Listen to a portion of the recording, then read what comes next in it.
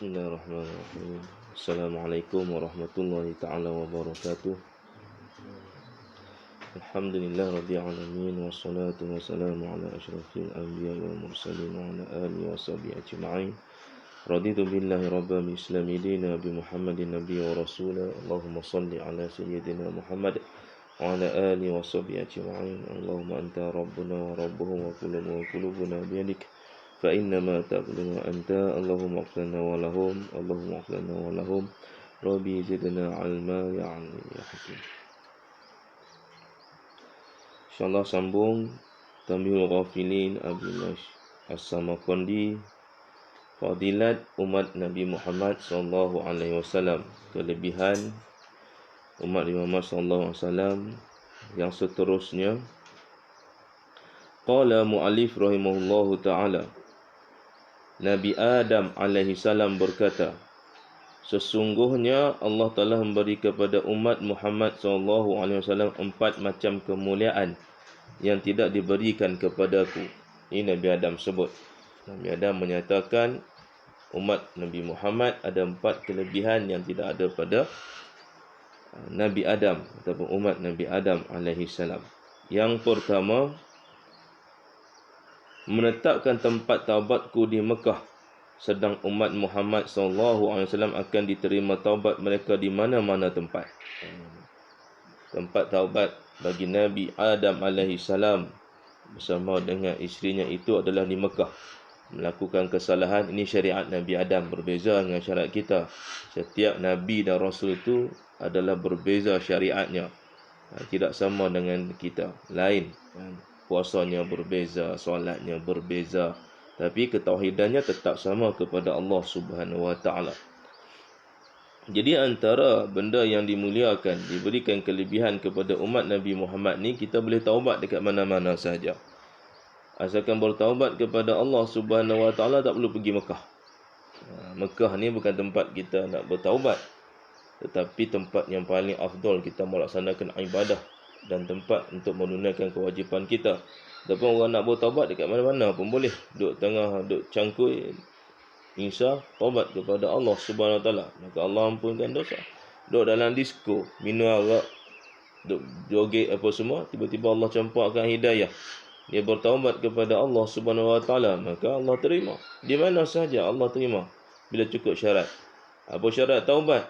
Makna syarat taubat ni menyesal sungguh-sungguh perbuatan yang dia lakukan tu. Perbuatan dosa dia buat tu, dia menyesal sungguh-sungguh, dan dia berazam takkan buat lagi benda tu.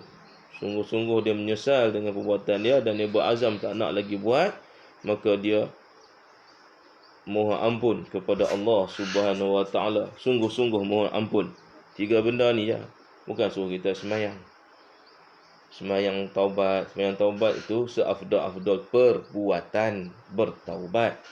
Tapi kalau dia tak semayang taubat, tapi dia bertaubat kepada Allah dengan cukup syarat 3 tadi tu, maka Allah terima taubatnya. Ini kebesaran Allah Subhanahu wa taala. Kat mana saja. Sedangkan Nabi Adam alaihi salam kena pergi Mekah. Ni kita boleh duduk kat mana saja. Duduk tengah apa dia mengembala kat kambing kat, taubat pada Allah. Duduk tengah cakap sembang hal orang, duduk mengumpat, duduk membawang, tiba-tiba Allah campak hidayah, astaghfirullahalazim, ya Allah, Allah terima taubat kita. Lala tu juga Allah terima taubat kita. Tak perlu kita duduk mengumpat, tiba-tiba Allahu akbar, aku mengumpat, nak naik beli tiket terbang pula, nak pergi ke Mekah pula, duduk depan Kaabah sembahyang minta ampun pada Allah. Tak payah lagu tu. Ini satu benda yang besar. Kalau lah kita ni kena pergi Mekah lagu agak-agak. Kerja kira tak boleh fikir kerja dah. Duk kira je duit, sebenarnya fikir taubat je. Taubat tak ada orang taubat lepas tu. Taubat tak ada orang taubat lepas tu. Memang orang tu kata susah nak taubat ni. Ada dia kata umat Nabi Muhammad ni lemah. Kita ni lemah. Jadi Allah tahu kita ni lemah, maka Allah berikan kita ini kemudahan di atas kelemahan kita ini. Lemah kita ni lemah di kalangan kelompok manusia, di kalangan umat-umat para nabi. Sebab tu Allah jadikan kita ni mudah. Kalau kata nak pergi Mekah, kita nak berjalan kata pergi Mekah, jiran sebelah pak darah tu 5 langkah pun kita tak pergi lagi, kan, malah. Ni kalau kata kena taubat pergi Mekah, puas naik kapal terbang, kaya basikal. Himpun dosa dulu kata. Lalang aku nak pergi Mekah ni, nak taubat, biar aku buat dosa banyak-banyak dulu baru aku pergi. Setahun kumpul dosa. Buat itu, buat ini, gitu gini cukup apa semua tulis dalam buku 555 penuh kan. Buku 55 tu pun bukan ada satu. Dia pula jadi roket aktif tulis dosa dia. Cukup dah 15 buah buku catatan dosa. Okey, cukup dah duit. Sebulan kumpul 1000 ataupun sebulan kumpul 500. Asal dia bulan 12 pergi Mekah. Pergi mana ni? Pergi Mekah. Pergi Mekah tahu dah tu nak apa, nak taubat tu. Kalau lagu tu tak ada orang nak taubat, wah, kita ni makin ramai orang yang berdosa, makin orang ramai yang masuk neraka. Tapi tidak. Allah berikan kelebihan pada kita. Kita boleh bertaubat dekat mana saja. Time tu kita buat dosa, Allah campakkan hidayah, bagi rahmat, maka kita mohon ampun pada Allah, Allah ampunkan dosa kita. Ini kelebihan umat Nabi Muhammad. Dekat mana saja. Tak kira masa, tak kira tempat, apa jua keadaan, tak perlu nak ambil wuduk apa semua, terus bertaubat kepada Allah. Nescaya Allah terima taubat. Sahabat bertanya pada Nabi, berapa lama, berapa kali Allah nak terima taubat ni? Selagi mana kita tak bosan, selagi mana kita tak putus asa, selagi mana kita tak rasa jemu, taubat pada Allah, maka Allah akan terima sampai bila-bila. Sebab Allah punya keampunan ni tidak ada batasnya. Bukan macam kita, 2-3 kali boleh, aku buat bagi, masuk kali ketiga, buat lagi, malas aku. Kita ni jenis manusia yang cepat. Manusia. Memanglah, kita tak boleh fikirkan manusia ini, Allah ni sama macam kita. Allah ni maha besar, maha kaya, maha pengampun, maha pemurah, maha pemboros. Boros Allah ni tak kira. Dia bagi, ya, tak kira siapa pun. Islam tak Islam, kafir tak kafir, bagi. Itu. Borosnya Allah ni, kalau orang kafir, tika ada sakaratul maut sebelum ghargharah, dia minta ampun. Dia mengucap la ilaha illallah dan dia minta ampun dengan Allah, maka Allah tu juga Allah ampunkan masuk syurga. Tak pernah sujud pun, tak pernah semayang pun, tak pernah puasa, tapi masuk syurga. Hari dia nak mati tu. Ini kebesaran Allah, kelebihan umat Muhammad sallallahu alaihi wasallam. Jadi besar. Yang kedua, kata Nabi Adam alaihi salam, dahulunya aku berpakaian dan ketika buat dosa aku ditelanjangi. Kita tengok kisah Nabi Adam alaihi salam ketika makan daripada pohon, sebuah pohon dalam syurga yang Allah larang makan. Syaitan iblis duk hasut dia, duk hasut Siti Hawa. Siti Hawa pun duk pujuk-pujuk Nabi Adam lalu makan. Makan buah tu, maka Allah lucutkan segala pakaian syurga yang ada tubuh badan Nabi Allah Adam dan Siti Hawa. Terlucut dua-dua. Lalu dia ambil daun-daun pakai. Maka dicampakkan dan berikan keampunan. Lama 40 tahun minta ampun dengan Allah Subhanahu Wa Taala. Bila berdosa saja dilucutkan pakaian, kata Nabi Adam. Sebaliknya umat Muhammad berbuat dosa dengan telanjang dan Allah memberikan pakaian kepada mereka. Mereka ni buat dosa dengan telanjang, tapi bila bertaubat kepada Allah, mereka tutup. Orang tak pernah pakai tudung, yang pakai tak tutup aurat. Bila dia bertaubat, dia tutup tubuh badan dia. Ini beza Allah berikan kepada umat Muhammad SAW nak bertaubat.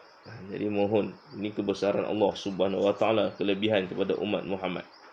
Yang ketiga, ketika aku berbuat dosa, dipisahkan dengan isteriku. Lama berpisah. Seorang jatuh di bumi Hindia, seorang jatuh di bumi apa ni, Siti Hawa di mana? Palestin. Jauh. Dikabarkan 40 tahun pisah.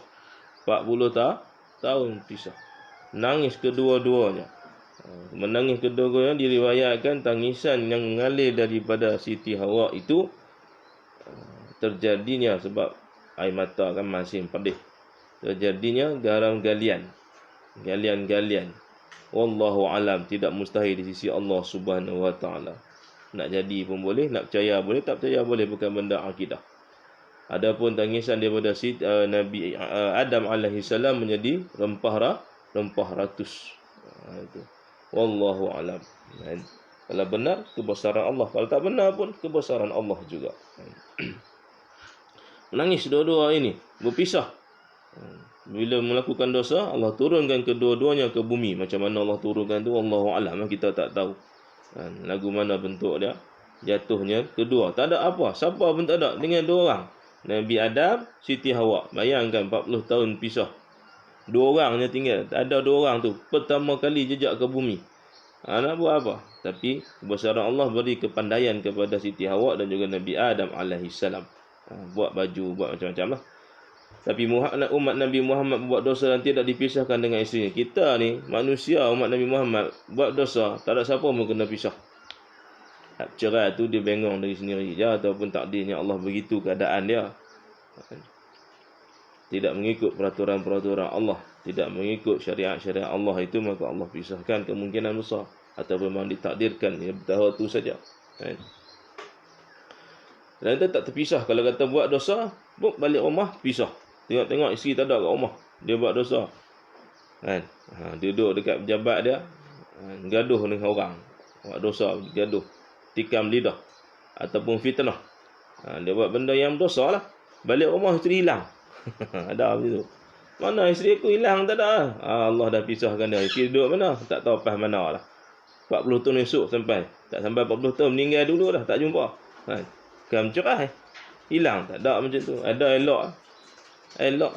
Kot kata isteri dia lari balik rumah. Gaduh malam tadi. Balik kampung. Lepas tu dia pergi pula buat dosa. Duduk minum arak apa. Balik-balik isteri dia ada kat rumah pula. Tak pisah. Ada elok kat situ. Jadi maknanya kebesaran Allah SWT itu begitu hebat. Kita tak dipisahkan. Dengan Nabi Adam dipisahkan. Yang keempat, aku telah berbuat dosa dalam syurga sehingga dikeluarkan daripadanya, sebagai umat Muhammad SAW berbuat dosa di luar syurga, kemudian dapat masuk syurga sudah bertaubat. Kita terbalik. Nabi Adam buat dosa keluar syurga, kita buat dosa taubat masuk syurga. Itu. Ini kebesaran, kemuliaan umat Nabi Muhammad, kelebihan umat Muhammad SAW. Ali bin Abi Talib radhiyallahu anhu berkata, ketika Nabi SAW duduk bersama sahabat-sahabat Muhajirin dan Ansar, tiba-tiba datang sekumpulan orang-orang Yahudi, lalu berkata, "Ya Muhammad, kami akan tanya kepadamu kalimat-kalimat yang telah diberikan Allah kepada Musa alaihi salam, yang tidak diberikan kecuali kepada nabi-nabi utusan Allah dan malaikat atau malaikat muqarrab." Jawab Nabi SAW, "Silakan bertanya." Lalu mereka bertanya, "Terangkan kepada kami tentang sembahyang 5 waktu yang diwajibkan Allah atas umatmu." Ini orang Yahudi tanya Nabi. So terangkan solat 5 waktu yang diwajibkan ke atas kita. Daripada 50 jadi 5, pahala sama macam 50. 50 waktu ni Allah turun, Allah takdirkan, Allah perintahkan jadi 5. Maka dengan 5 waktu yang kita duduk buat ni, sama dia punya pahala macam buat 50 waktu asal kefarduan. Di dalam hadis yang panjang Nabi jawab, "Amma salatu zuhuri iza zalat syamsu yusabbih." Panjang hadis ni. Kullu syai'in li rabbih. Baik. Apa maksudnya? Ila akhir hadis. Adapun sembahyang zuhur. Kenapa yang zuhur? Sebab mula sembahyang zuhur dulu. Bukan sembahyang subuh. Nabi turun Mi'raj, Nabi Isra' balik ke Mekah, dah waktu subuh. Habis dah waktu subuh, jadi tak sembahyang subuh lah ketika itu, kefarduan tu. Jadi start mula sembahyang, ada sembahyang zuhur. Adapun sembahyang zuhur telah naik matahari bertasbih segala sesuatu kepada Tuhannya. Jadi maknanya waktu ni bertasbih. Sebab tu kita rajin tasbih. Zuhur ni kena rajin-rajin subhanallah, subhanallah. Tasbih subhanallah kepada Allah SWT. Kena banyak subhanallah. Subhanallah ni 1001 benda yang boleh kita dapat, yang Allah izinkan. Kalau orang ngaji, memang banyak benda yang memberi manfaat dengan subhanallah. Sabbihisma rabbikal a'la. Subhanallah ini begitu besar. Boleh jadi ubat, boleh jadi kekuatan, boleh jadi pakaian, boleh belaka. Sebab tu boleh jadi kekenyangan. Nabi sebut, kalau lapar sangat, tasbih, kenyang kamu. Dahaga sangat, tasbih, hilang dahaga kamu. Sakit sangat, tasbih, hilang sakit kamu. Payah sangat, tasbih, maka hilang payah kamu. Stres sangat, tasbih, hilang stres. Tension sangat, tasbih. Semua tasbih. Tu yang kita sebut ni banyak dah. Yang kita tak tahu, tasbih aja dapat. Miskin sangat, tasbih, kaya kamu. Jadi waktu zuhur ni telah naik matahari. Naik matahari terpacak atas kepala, duduk tengah-tengah. Duduk tengah-tengah segala sesuatu kepada Tuhannya, maka bertasbih seluruh alam ni kepada Allah Subhanahu wa taala. Pokok tasbih dengan cara pokok tasbih. Pokok tasbih, kalau dia tak tasbih dia mati. Haiwan bertasbih. Kan? Haiwan bertasbih. Kan? Waktu ini kemuncak kita nak ambil tenaga yang tinggal lagi. Tarik. Duduk tengah-tengah tu kita jangan duduk semayang. Haram semayang sunat. Kena rehat. Qaulullah, rehatkan badan seketika. Waktu puncak duduk matahari ni, sebelum nak masuk zuhur, tergelincir sedikit. Bukan 12 tengah hari tadi tu, 12 tengah hari tu atas jam kita. Tapi tengah hari ini maknanya puncak. Bila tergelincir sikit, maka zuhur. Waktu ini memberikan satu tenaga yang besar kepada kita. Memberikan satu tenaga yang berbeza kepada tubuh badan kita. Kesihatan pada tubuh badan kita. Dia ada spektrum yang diberikan oleh Allah daripada matahari. Zat. Setiap waktu solat itu ada zat. Termasuk darajah yang Allah berikan dalam waktu solat itu, maknanya satu benda vitamin yang khas dalam waktu zuhur. Sebab waktu subuh, waktu zuhur, waktu asar, waktu maghrib, waktu isyak, dia ada zat yang tersendiri. Zat ni bagaimana dia nak terima? Dia terima juga dalam keadaan manusia lain terima. Tapi paling efektif menarik zat ini ketika solat. Sebab ketika solat, hati kita Allah, tangan kita tak boleh gerak hanya kerana Allah, mulut kita tak boleh cakap benda lain hanya kerana Allah. Tiga-tiga ni benda yang pada hati, perbuatan, perkataan ni, qalbi, fi'li, qauli, tiga-tiga ni semuanya rangkum adalah milik Allah SWT. Tak boleh gerak benda lain dah. Hanya pergerakan solat, perkataan solat, niat solat. Itu saja. Jadi maknanya ketika itu berlaku satu kebaikan. Kita menarik kebaikan waktu matahari. Sebab tu kita solat mengikut peredaran matahari. Fajar sidik naik, tegak, tergincir, sama panjang lebih sikit. Lepas tu tenggelam, lepas tu naik pula bulan. Maknanya rembeskan balik tenaga-tenaga yang berlebihan dalam tubuh badan. Ini Allah berikan kemuliaan kepada kita. Naik matahari bertasbih. Kenapa bertasbih? Sebab pokok menyerap tenaga. Stem cell tadi itu, pucuk-pucuk, buah-buahan, dia ada kulit-kulit menjadikan tenaga. Isap supaya manusia makan. Manusia makan jadi tubuh badan yang sihat. Jadi kita kena bertasbih. Besar kelebihan Allah Ta'ala bagikan dengan waktu zuhur. Itu waktu zuhur. Banyak benda yang Allah berikan kepada kita. Jadi, bagaimana menyerapnya tenaga yang ada dalam matahari itu? Yang Allah pancarkan cahaya pada kita, iaitu menggunakan seluruh bulu-bulu yang ada di tubuh badan. Tubuh badan kita ni semuanya. Lepas tu di mata ada bulu kening, ada bulu mata, ada kumis, ada anak bulu, ada anak rambut. Di lengan kita ada bulu roma, di kaki kita ada bulu roma. Semua di badan kita ni ada bulu roma. Menjadi bila kita sembahyang, waktu inilah paling efektif bulu ni berfungsi dengan baik, menyerap tenaga yang ada dalam matahari itu. Siapa yang sembahyang sungguh-sungguh, yang kata anil fahsya'i wal munkar. Selain daripada itu, ini lagi keadaan sains yang Allah berikan di dalam solat zuhur. Beri tenaga yang begitu banyak. Dengan bulu roma ni menyerap tenaga-tenaga yang ada dalam matahari itu ketika solat. Yang terbaik dia pilih. Makin khusyuk manusia, makin sihat manusia. Tak khusyuk manusia, kurang sikit. Makin khusyuk dengan Allah, mana tenaga yang ada kita angkat takbir, dia menyerap masuk. Sebab tu dalam masa 1 second kita angkat takbir, boleh menyelamatkan jantung. Angkat takbir sifat sunat, tetapi memberi manfaat yang besar. Yang niat kerana Allah lagi besar lah. Sebab dia fardu, rukun. Hak sunat tu boleh menyelamatkan jantung. Kalau niat, Allahu Akbar. Kita Allahu Akbar. Kata Imam Syafi'i kena angkat sama parah dengan pucuping telinga. Sama ada ibu jari ataupun dari telunjuk. Maka dia membuatkan jantung kita sempurna. Vena arteri itu bergerak. Darah keluar masuk 4 injak tu dia tak ada sumbat. Dia keluar baik saja. Ikut orang lah. Ada orang dia laju, ada orang slow. Jangan kita kata laju slow, ni laju sangat ni tak elok. Tak, ada manusia memang jantung dia laju. Allah bagikan begitu. Dan baik untuk dia.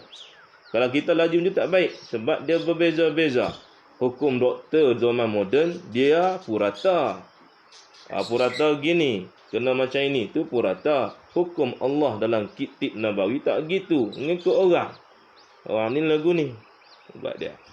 Bahkan dalam kitab-kitab tip moden pun mereka menulis kalau sakit jantung ubat dia ni, tapi kalau tak sesuai ubat ni maka perlu ditukar. Makna dia pun tak sesuai juga. Dia kena ngaji bab medik lah, kena tahu benda tu. Baik. Itu sebahagian besar kebesaran Allah Subhanahu Wa Taala. Adapun sembahyang asar, maka itulah saat ketika Nabi Adam makan buah khuldi. Ni. Waktu zuhur kita bertasbih, makhluk semua bertasbih. Kalau dia tak tasbih dia mati. Haiwan tak tasbih dia mati. Dia kena bertasbih kepada Allah 24 jam.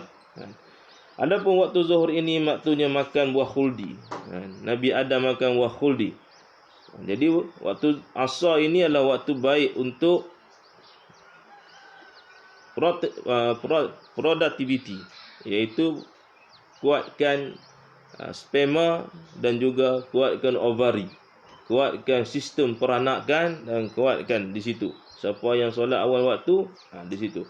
Yang tak ada anak, selalunya kita tengok solat asar ni yang buat leka sikit, lewat 15 minit, lewat setengah jam, lewat sampai pukul 6, lewat nak masuk maghrib.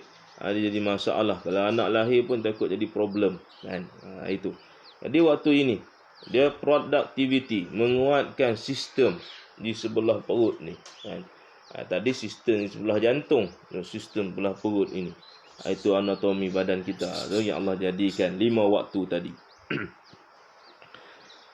Ini waktu Nabi Adam makan buah khuldi kan. Khuldi ni bukan pokok tadi tu. Khuld ni mana ada satu istilah, lupa dah. Adapun sembahyang maghrib, maka itulah saat Allah memberi taubat.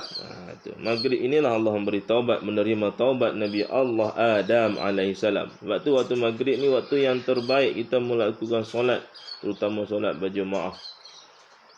Dan waktu lepas solat maghrib, waktu kita beribadah malah menuntut ilmu, mutalaah, ngaji ilmu, tu yang terbaik. Akal fikiran kita cergah waktu itu. Boleh menerima. Menerima taubat Nabi Adam alaihissalam. Tu maghrib ni warna biru kan. Itu frekuensi dia. Bukan warna biru, warna merah. Ayo dia kena hati-hati sebelum maghrib. Sebelum masuk waktu maghrib, Nabi larang waktu senja. Waktu senja ni jangan duduk, dia warna merah. Merah ni merah frekuensi sesuai dengan api syaitan tadi itu. Jadi kalau kita duduk kat luar ketika itu tanpa ada asbab yang tertentu, maka boleh, terutamanya budak-budak, orang tua, perempuan, syaitan mudah masuk sebab frekuensi yang kita serap tu boleh masuk. Dia boleh berlari dalam darah, kata Nabi SAW. Ini syaitan, kena hati-hati. Waktu ni orang kena sorok apa semua, bukan sorok bunian, jin lah. Cuma orang Melayu ni jin yang sorok orang namanya bunian kan. Itu sorok. Waktu Nabi larang, tutup pintu-pintu, tutup tingkap-tingkap, kata Nabi. Umur apa nama dia?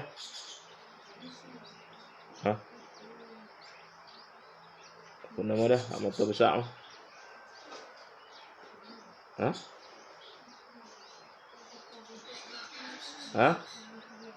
Musibian. Ngacan budak. Sibian kan penyanyi tu kah? Pian dia jadi setan.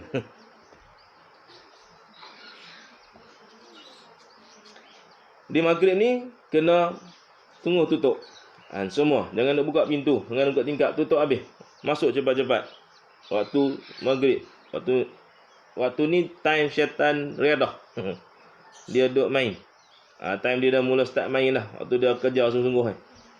Tu waktu malam dia, malam kejahatan. Kejahatan bagi mereka yang tidak ada pelindungan diri, tidak yakin dengan Allah dan tidak membuat ibadah pada Allah. Ni syaitan ni. Lepas tu kena duduk kat masjid, duduk kat rumah, dan diam tutup. Jangan duk buka pintu, tingkap apa semua, tutup habis. Sebab boleh masuk. Syaitan-syaitan boleh ganggu. Ada budak kecil, dia duduk ganggu dengan mata besarnya. Duduk melekat dekat dinding. Itu ini Nabi suruh. Jadi waktu inilah diterima taubat Nabi Allah Adam alaihissalam. Anak asal tadi itu melakukan dosa. Melakukan apa, dia akan dosa lah. Sebab Nabi Allah ni tidak ada dosa, diampunkan Allah, melakukan kesalahan atas Nabi asbab pengajaran kepada kita, maka diterima taubat Nabi Adam ketika waktu maghrib. Maka tiap mukmin yang sembahyang maghrib dengan ikhlas lalu minta sesuatu pada Allah, pasti diterimanya. Itu namanya ada solat ba'diyah, dan juga ada solat sunat awabin, buat 6 rakaat, buat 4 rakaat, maka Allah ampunkan dosa kita. Itu buat mana yang boleh kita buat. Lepas solat tu, solat rawatib dulu, ba'diyah 2 rakaat. Lepas tu buat solat sunat awabin 2 rakaat, 4 rakaat, 6 rakaat. Itu Allah ampunkan, terima dengan ikhlas lah buat kerana Allah Subhanahu Wa Taala. Adapun sembahyang Isyak, maka itulah sembahyang yang telah dikerjakan oleh para rasul-rasul sebelumku. Dulu sembahyang Isyak, rasul-rasul dulu sembahyang Isyak saja, ada tak sembahyang macam kita. Adapun sembahyang fajar, subuh. Adapun sembahyang fajar tu waktu subuh, maka kerana matahari bila terbit ada 2 tanduk syaitan, dan di situ sujud tiap orang kafir. Subuh ni untuk orang Islam. Adapun nanti lepas tu, ada waktu syuruk tu, ada tanduk syaitan. Bukan untuk syaitan, maknanya bentuk macam tanduk syaitan lah. Tanduk tu. Iblis ni tanduk dia panjang. Jadi mana sujud orang kafir ketika tu. Tengok orang-orang Hindu yang beragama matahari ni sembah apa. Di Penang ada agama matahari. Islam nama apa semua, tapi dia sembah matahari. Tu sekarang pun dah ada lagi, cuma itu dah buang habis, tinggal ada lagi tu. So, pagi kan kita duduk tengok matahari, duduk ngadak sembah matahari. Ni sampai sampai hari ni ada orang duduk sembah matahari. Ini haram kita duduk sembahyang, melainkan sembahyang qada, melainkan sembahyang yang dibenarkan oleh Nabi SAW. Itu asbab sembahyang asbab, seperti masuk dalam masjid. Itu masjid, itu boleh. Mereka berkata, siapa berkata ni? Yahudi cakap, benar.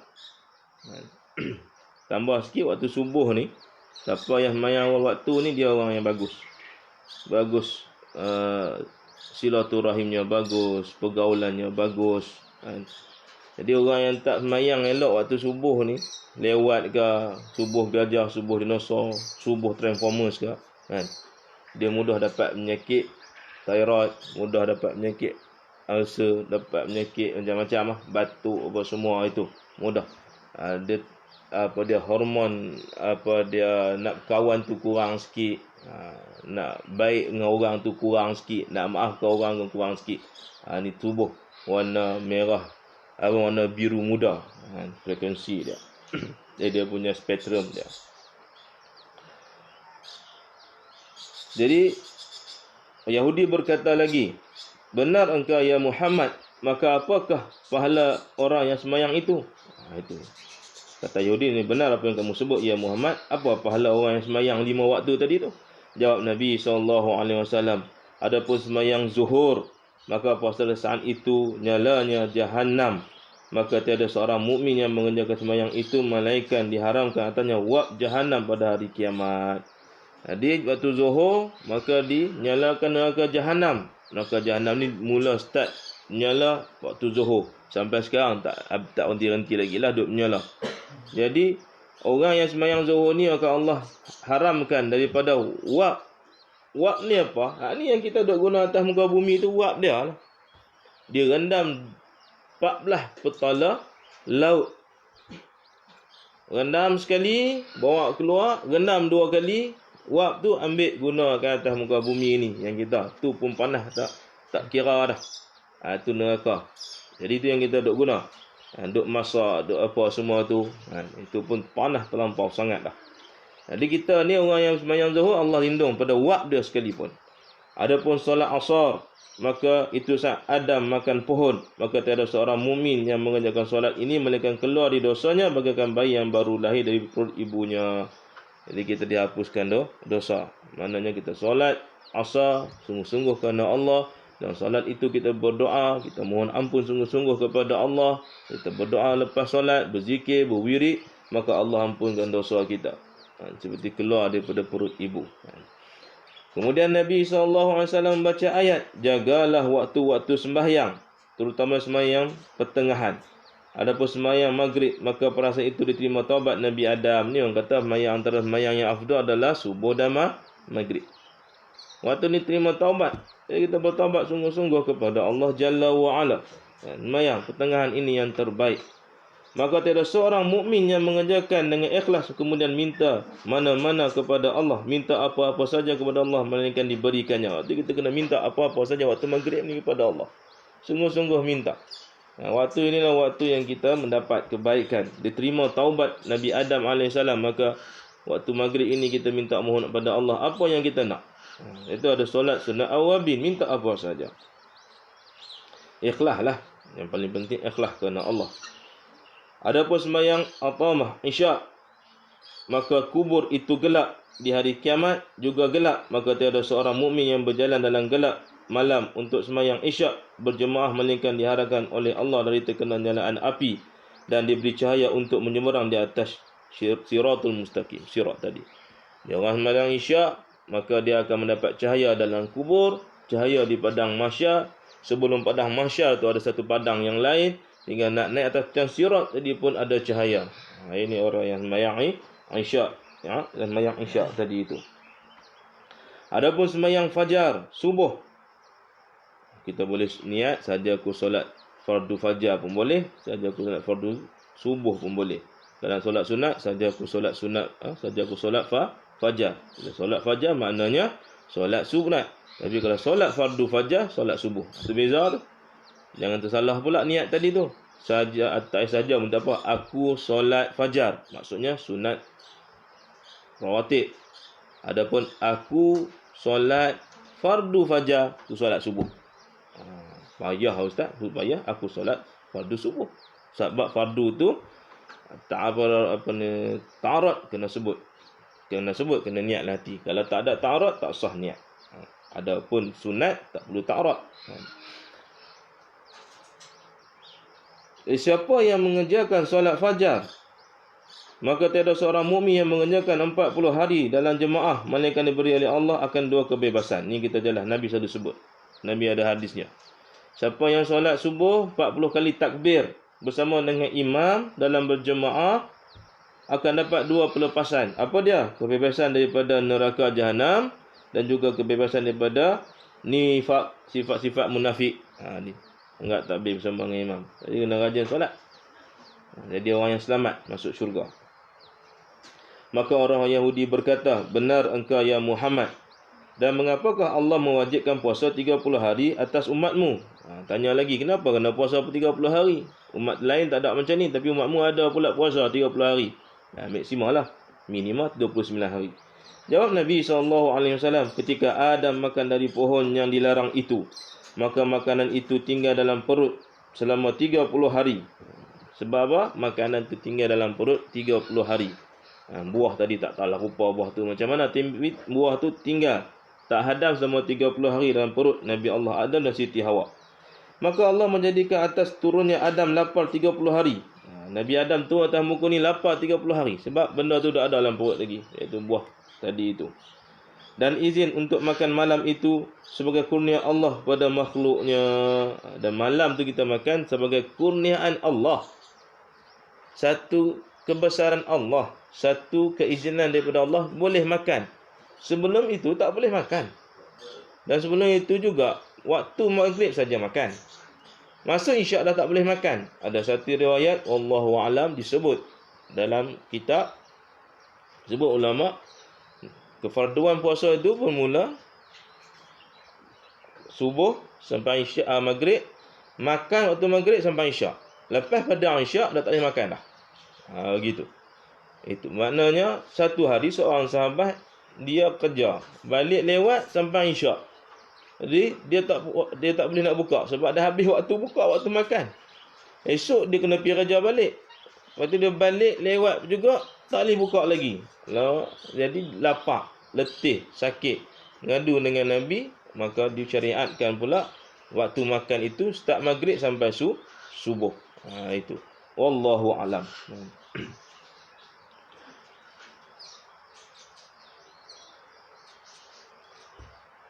Maka Nabi Adam itu dia turun, perutnya itu tadi makanan dan dia puasa. Mana tak makan sebab ada buah tadi dalam, buah yang dalam syurga yang dimakan oleh Nabi Adam Siti Hawa. Maka ceritakan pada kami pahala puasa itu. Yang Yahudi tanya apa pahala puasa itu? Jawab Nabi, tiada seorang hamba yang puasa sehari bulan Ramadan dengan ikhlas menurut kepada Allah malaikat akan diberi oleh Allah 7 macam. Siapa yang puasa satu hari, kita puasa 29 ataupun 30 hari, siapa yang puasa satu hari, Allah berikan 7 benda dalam bulan Ramadan ini. Apa dia? Yang pertama, mencairkan daging yang haram dari badannya. Sebab tu namanya detox. Detox ni bukan buang benda yang kotor saja dalam tubuh badan, tapi buang semua benda yang tak elok dalam tubuh badan. Ini dari segi sains. Orang mengaji fiqh ni, orang mengaji tasawuf ni lengkap dalam tu, sains, biologi, fizik, semua lengkap dalam itu. Cuma bahasanya itu tak sama bahasa moden, tapi Allah dah lengkapkan.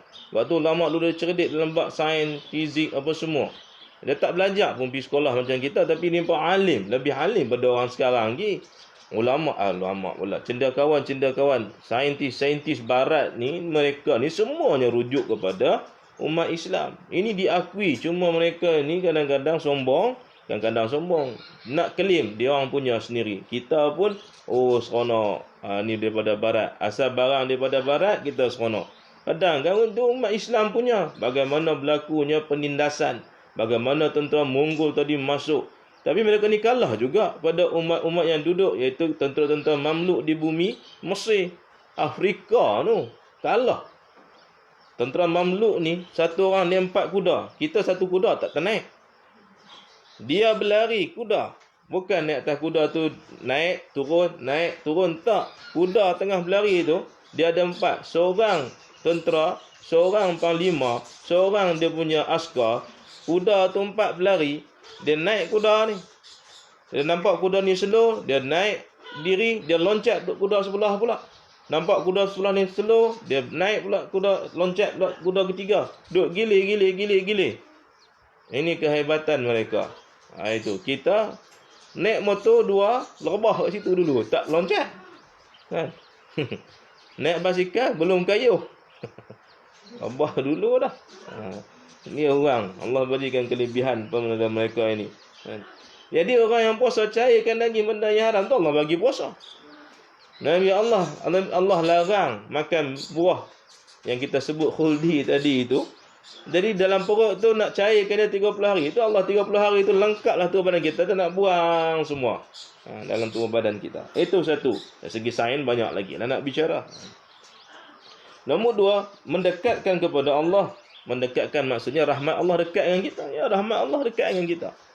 Rahmat ni kasih sayang Allah. Berasa mudah kita nak bangun sahur, tak pernah tahajud, tapi sebab bangun sahur buat jugalah 2 rakaat.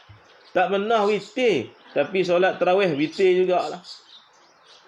Mayang isyak tak pernah pergi masjid pun, mayang rumah tu pun seorang-seorang, tapi sebab Ramadan ni rahmat Allah pergi masjid, penuh orang dalam masjid nak mayang tarawih. Kan? Marah pula, kenapa tu imam ni baca pendek, padahal kat rumah baca surah pun tak. Marah, apa tu imam baca tarawih surah pendek panjang sikit, aku ni dah jangan datang. Kan? Itu marah tu imam pula. Itu.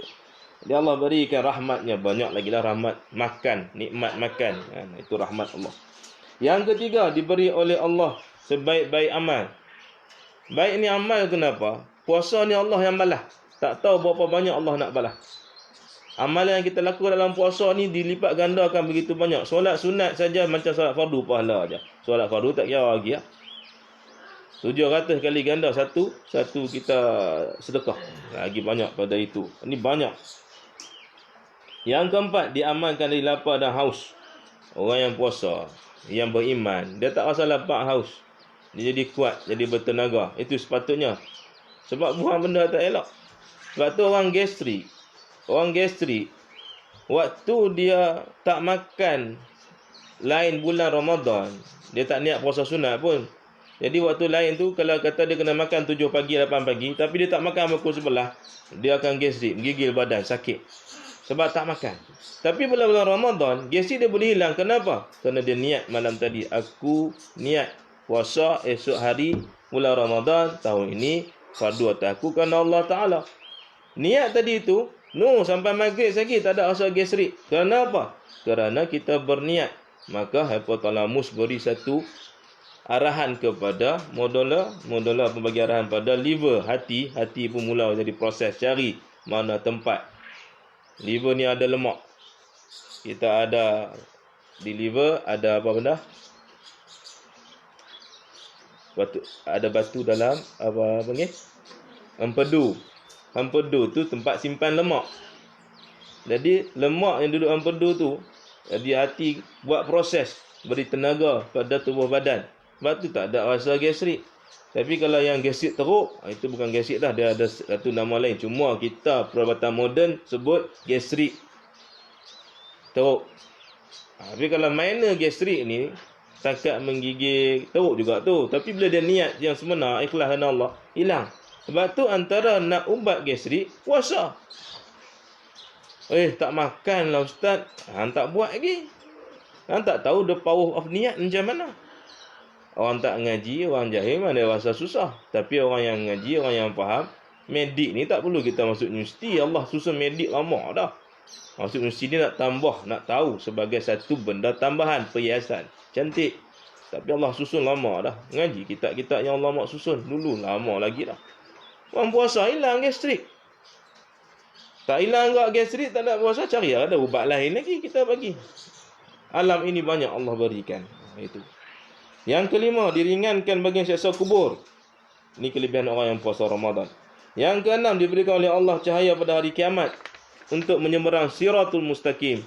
Dan yang ketujuh, diberi oleh Allah kemuliaan di syurga, masuk mana syurga siapa yang puasa ikhlas kerana Allah Subhanahu wa taala.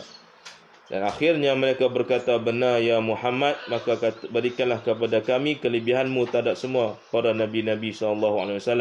Maka Nabi sebut, ma min nabiyyi illa da'a ala qaumihi bil halak wa ana iddakhartu da'wati li ummati. Tiada seorang nabi melainkan telah menggunakan doa mustajabnya untuk membinasakan umatnya. Nabi semua dah gunakan doa-doa. Dah ada nabi doakan agar diturunkan azab kepada umat-umatnya. Sedangkan aku telah menyimpan doaku untuk memberi syafaat pada umatku di hari kiamat. Tapi Nabi simpan dia punya doa yang mustajab ini, dia jadikan syafaat. Berbeza dengan umat terdahulu. Jadi Nabi akan beri syafaat kepada kita di padang mahsyar. Maka jawab mereka, benar engkau wahai Muhammad, kami mengakui dengan ucapan asyhadu an la ilaha illallah wa annaka rasulullah. Kami percaya bahawa tiada Tuhan melainkan Allah dan engkau utusan Allah Subhanahu wa taala. Wallahu alam. Itu antara kelebihan umat Nabi Muhammad sallallahu alaihi wasallam.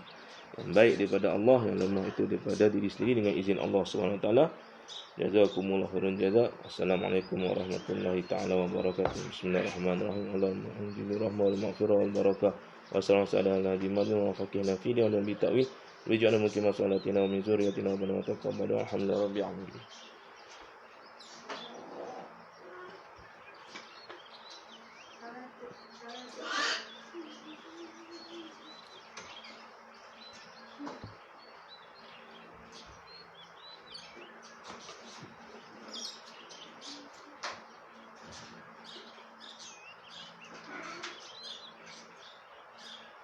Mana? Kalau tak jemaah subuh tu, solat subuh 40 takbir bersama dengan imam baru dapat. Tapi kalau tak berjemaah tak dapat. Tapi kami orang perempuan macam mana juga? Suami itu paksa pergi sembahyang jemaah. Suami paksa pergi sembahyang jemaah, isteri dapat sama macam suami. Tu je. Isteri ni mudah ya. Hang period cuti macam mana ustaz nak dapat 40? Tak sampai 20 hari dah haid. Hang tak payah susah-susah. Hang sambil baring, tidur, bang, subuh pergi sembahyang. Suami dia pergi masjid 40 hari, dia tidur. Period 40 hari. Mana dah? 15 hari. Dapat pahala sama. Sama macam suami dapat. Itu. Tapi kalau suami pun culas nak sembahyang, lagu mana nak dapat? Jadi maknanya orang perempuan ni tak perlu risau. Apa yang suami dapat, dia dapat. Dia dapat tu sikit pun tak kurang, sama macam suami dapat. Suami dapat 1 juta, dia dapat 1 juta. Ni Allah punya kasih sayang. Tapi kalau ke atas muka bumi, suami gaji 5,000, isteri kursi rumah dapat 5,000 tak? 50 belum tentu dapat. Tapi Allah ni gaji dia, suami buat, isteri dapat. Dia duk goyang kaki ya. Muka masam lagu tu, aku yang penat. Dia punya gudang pahala dia free yang masuk. Malaikat tengok, oh dapat. Susah. Itu. Dia duduk sembang, goyang kaki, sembang dengan ustazah. Tengok burung. Yang ceramah aku. Dia dapat. Sebiji dapat. Aku dapat 13 juta, dia dapat 13 juta. Sikit tak kurang. Itu lagu mana? Kalau aku minta kat dia, haram tak dapat. Boleh bagi tak 5 juta? Tak dapat. Ini isteri. Allah berikan kelebihan begitu besar pada dia. Jangan kita duduk pelekeh kata kami ni perempuan duduk mayang kat rumah lagu mana ni ustaz? Tak boleh dapat ke yang sifat lepas pada api neraka, sifat nifak tadi tu nak kat tabir dengan imam. Macam mana duduk dengan anak tak sempat nak kat tabir, nak riau dah. Itu. Allah bagi. Suami hampir mayang, gerak ada bang hampir mayang. Saya nak dapat ni. Saya dapat pahala. Abang tak mau sudah saya nak. Bagi, suruh gerak, jiru hayak. Tak ayak panas, hayak acak.